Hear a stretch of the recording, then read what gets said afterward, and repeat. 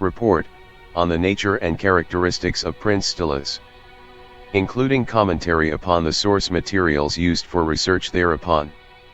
A transmission of the luminous order in conjunction with the Athenaeum Office of Magical Records and Experiential Reports. Notes from the author 216 Flame Eternal. In the name of the Horned God. The following report details the nature and characteristics of Prince Stolas, a demonic noble mentioned and detailed in the staple texts of medieval demonology, including the Ars Goetia of the Lesser Key of Solomon. This report was initiated after a magician who identifies himself as Thomas made contact with the luminous order. Prior to making contact with the order, Thomas compiled information on the prince from 20 separate and diverse sources, and produced notes thereupon for review. The magician also provided commentary upon his experience with the demon, whose influence he reports as having compelled him to compile these notes. His expressed intention in making contact with the order was to exchange records and expand his base of knowledge regarding the prince. A primary steward of the Athenaeum reviewed the compiled notes, conducted some supplemental research and cross-referenced the sources from which the Thomas's notes were derived with the intention to compile a full report. The steward also made contact with the spirit and provided some notes on the perceived activity which followed. Neither magician professes having performed a full summoning of the spirit, and their commentary is based upon interactions with the sigil, name, and aura of the spirit. This sort of interaction, short of a full summoning or soul contract, is both common and practical in demonic research. It would be unwieldy to expect any magician to undertake so serious a magical operation as a summoning or demonic contract solely for research purposes. 5. Rounds of polling were conducted on the digital plane to seek direct experiential reports from magicians familiar with the demon. The digital community selected for polling included several Reddit forums related to demonaltry and the left-hand path, as well as several Facebook groups of similar orientation, including one group dedicated specifically to Prince Stolas specifically. No responses were received to any of these polls, and they are considered closed at this time. A further research probe was conducted to seek any existing experiential reports which might be publicly available, but no additional source material was discovered. At the time of compounding, this report is then based upon Thomas's extensive research and experiential report, as well as some supplemental information and commentary provided by the Athenaeum and the Order. If any of the circumstances aforementioned change, for example, if experiential reports were to be discovered or submitted, especially those well written and of a full summoning and/or demonic contract, a new version of this report will be generated in order to appropriately update its contents.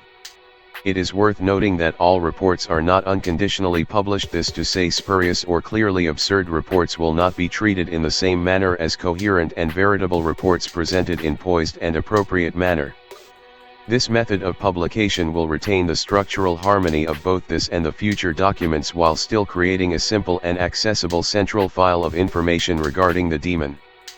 This methodology will also be used for any future Athenaeum reports for which multiple documents are assembled, especially those reports focused on any particular spirit. For an Athenaeum publication which contains a summoning, see a right to summon Great Prince Orobas. The nature and characteristics of the Prince, Stolas. Stolas is a Goetic noble of the princely court.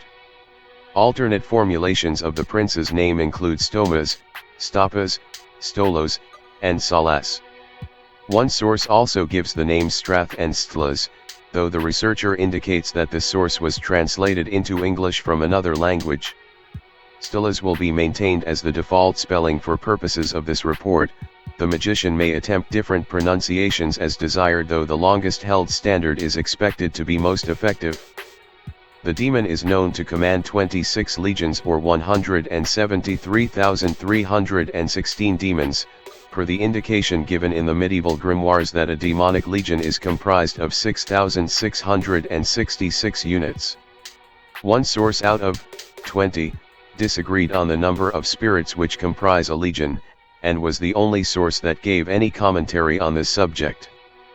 Prince Stolas is said to have 2 forms, as some Goetic nobles express upon manifestation.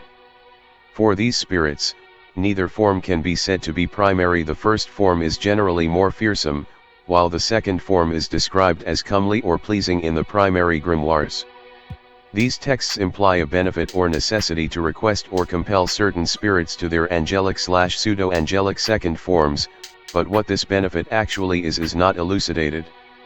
It is presumed, if there is indeed some benefit to be derived from the revealing of the angelic form, that this form may be more stable for the magician to behold and easier to sustain, clear and comprehensible.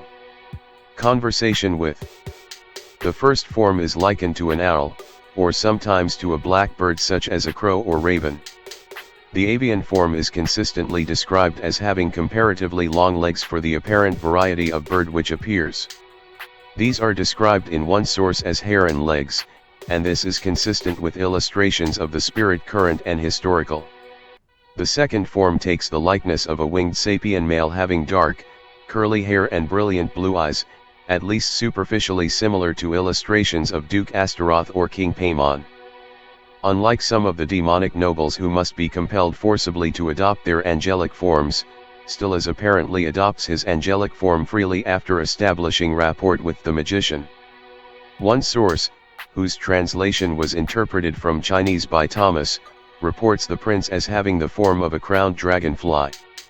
This may originate with a particular illustrator's creative interpretation of the demon, the sourcing of which may not be reasonably performed.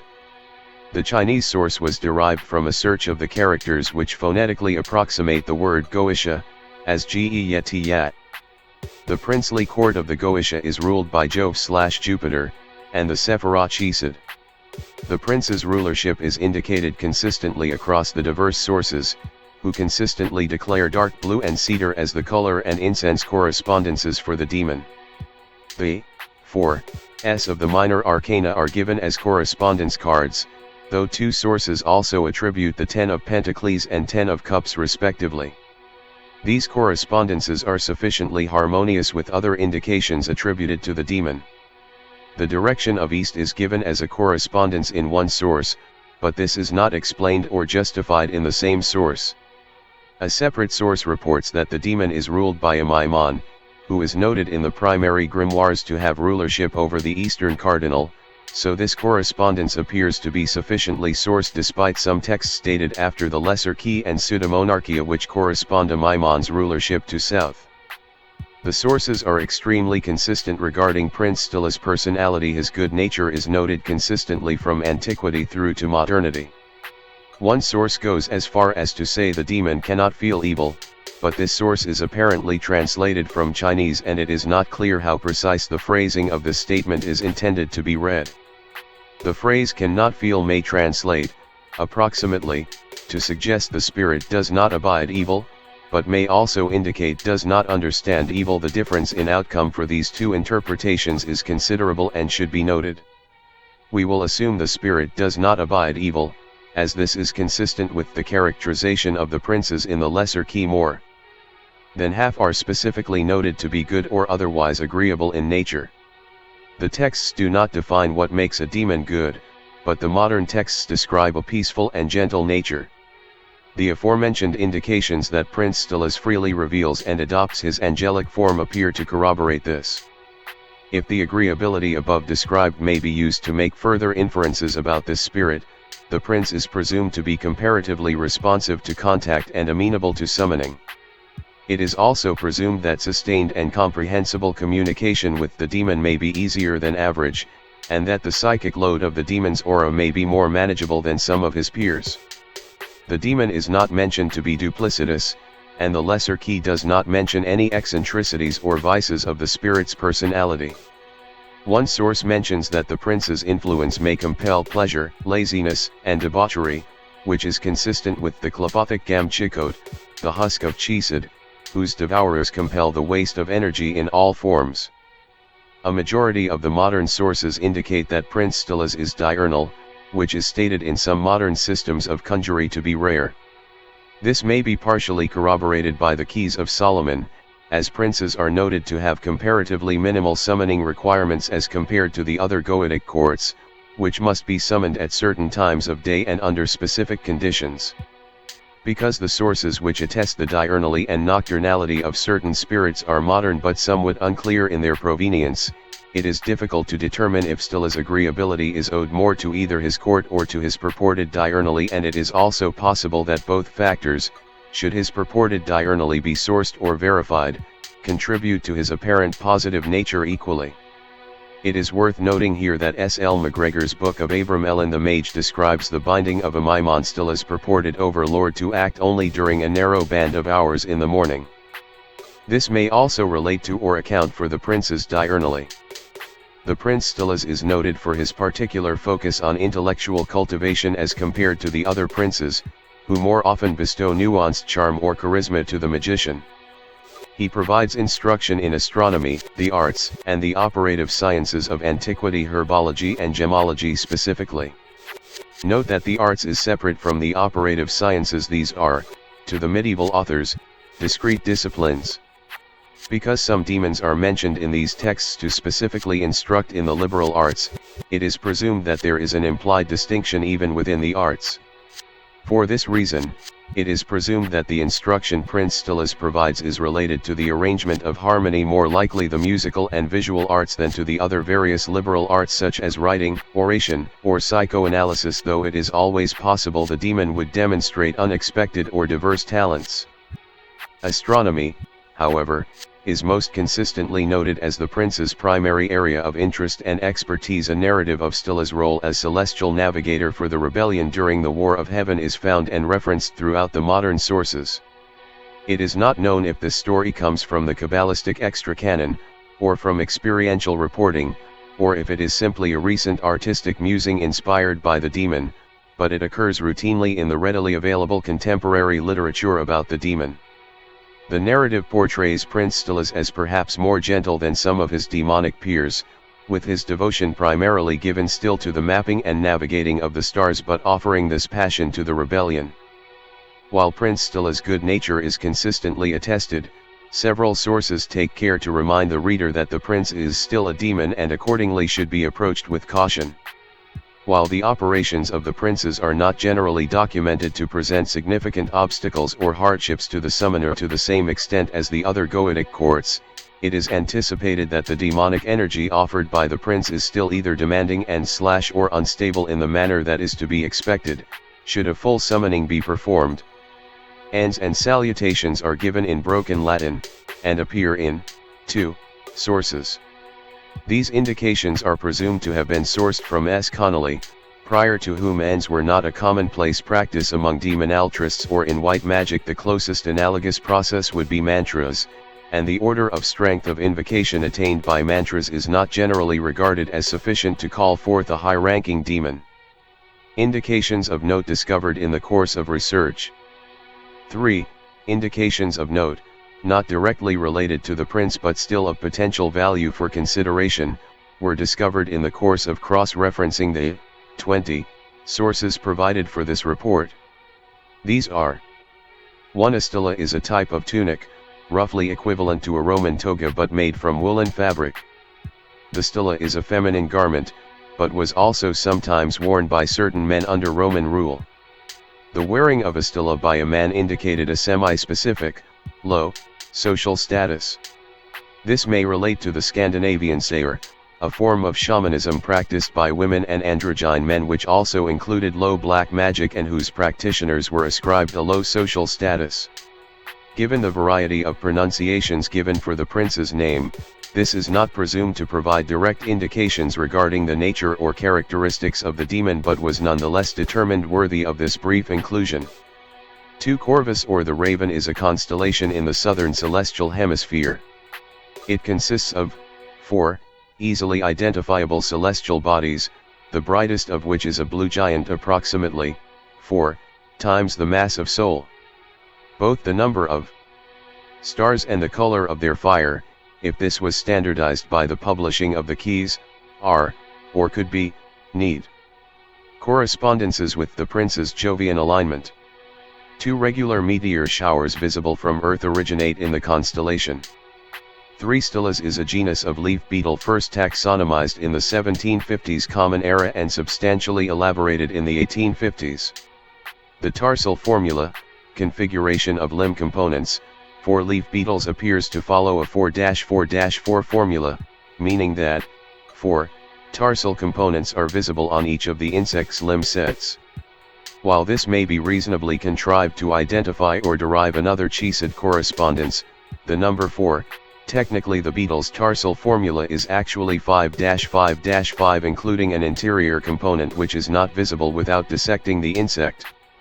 There is no other apparent connection between the prints and these insects, though the explicit rationale for this taxonomic assignment could not be sourced. Notes on the compiled research materials. There are a few notes of particular interest as regard the sources, and the source material which they in turn reference. Several sources providing astrological correspondences cited the use of P. Runyon's master mandala to derive purported correspondences with Virgo and Sagittarius, which deviate from the common attribution of Pisces. Runyon places Prince Stolas in the 3rd, Martian, decan of Leo. With this position accepted, the demon's influence does cusp upon the sign of Virgo. Sagittarius is under the rule of Jupiter as with Pisces, which suggests that the demon might reasonably be placed in this sign, most likely cusping with Capricorn, to retain the secondary earth and fire correspondences attested by the authors of these sources. In these alternate configurations, Prince Stolas displaces either Duke Astaroth, in Virgo, or Duke Murmur, in Sagittarius. A source which seeks to reconcile Stolas' placement to the Jovian decan of Pisces displaces Duke Amdushas, but this position was divined by the editor and not mentioned by the source itself. A number of claims in the research may be dismissed as spurious unless, of course, specifically desired by the magician who wills to thread the correspondence because of their provenience. These claims appear in multiple sources, but not in the majority of sources. 3 points of origin were identified for the spurious correspondences both in animated entertainment franchise fandom wiki encyclopedias. The first contraindications come from an animated comedy series called Hell of a Boss, which hosts a character by the prince's name, including the dignity of his title, and who uses the prince's sigil as decor in his home, but has a discreetly formulated personality that is not apparently inspired by direct experience of the demon. This source material is the origin point for Prince Stolas' purported relationship with the discipline of gardening, which is not purported in the medieval grimoires nor by established modern sources, aside from the article which is acknowledged to describe the fictional character and not the demon.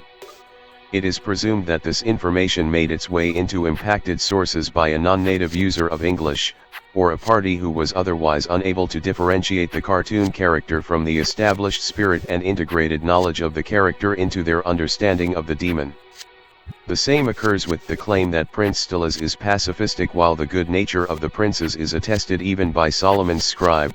Descriptions of the demon as a pacifist are derived from the plotline of a video game franchise called Devil May Cry, which features a minor character also bearing the prince's name and dignity.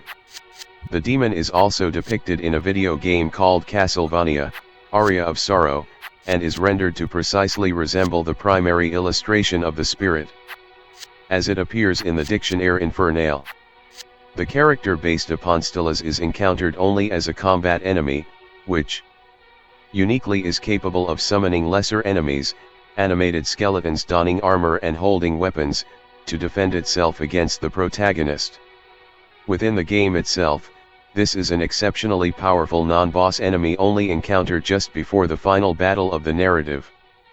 The nature of the above described raises a question which routinely fights for articulation in the magical community, but rarely finds such articulation: can the novel correspondences, or even the fully fictional correspondences, be used? In our example, this would beg the specific and direct question: can Prince Stolas instruct or facilitate in gardening? This is of course a matter of subjective interpretation of the nature of magical charge, how it is generated and how effectively currents can be generated or modified. It is the position of the luminous order that novel correspondences can always be used, and do not cheapen or demean the relationship to the spirit, or current, nor augment its beinghood in a negative way. In any form they are experienced, the spirits and currents are both self-determined and, in the case of the spirits, possess active will in addition to intelligence. The demon of course could always flatly reject rituals or contracts which employed the correspondence, either in offerings to the demon, requests for the demon to magically charge/fortify gardening tools or the garden itself, or in requests for instruction in the discipline of gardening, if the novel and/or mazurst information somehow offends the demon or is contrary to its will. No reports indicate the demon refuses to offer its powers for this purpose, and the existence of the spurious sources suggest that it has at least been attempted, or if not, that the information was still nonetheless felt by an invested party as pertinent for inclusion. It is a simple thing to edit a digital document, but to hold the conviction to do so and execute the action of editing the document itself is another. Though this information is identified as spurious, this is not the same as being unusable. If this position is accepted, the next consideration posed is the parameters of such novel threads to existing currents. Could there be limits upon how far the use of a particular charge can deviate from its established and specific purposes? The luminous order's position is that there most definitely exist limits on novel situational applications of magical means, including threading and the creation of novel correspondences, evidenced by the polarity configurations of most Western magical systems. There are opposition points for each element, each planet, and each sephira which are readily established, and it is not expected that a magician of sufficient competence as to be considered seriously in the context of avant-garde spellwork will misapply these principles except by intentional design. The purpose of doing so does not matter, nor does the theoretical magician's degree of success. These things may certainly be attempted, and until greater formal documentation of attempts to do so are established, it cannot be said that the existing and ongoing forms of novel correspondence threading are or would be ineffective. However formally stated, though, these are matters of opinion, and as such, any evaluation of such phenomena is limited to the subjective experience of the one who holds one opinion or another.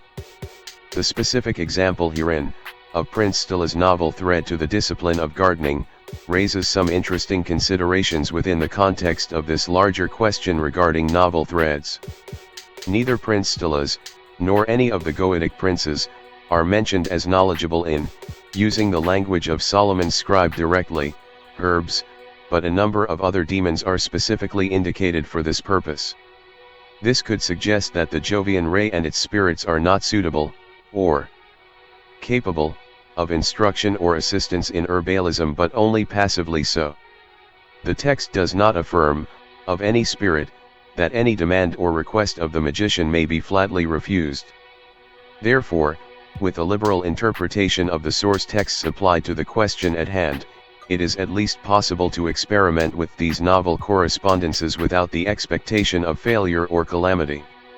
It should be noted, of course, that Solomon's scribe regards the beinghood of the demons very little, while we have reason to believe we may ask the demons to help with gardening, even the ones who don't offer their services in this way.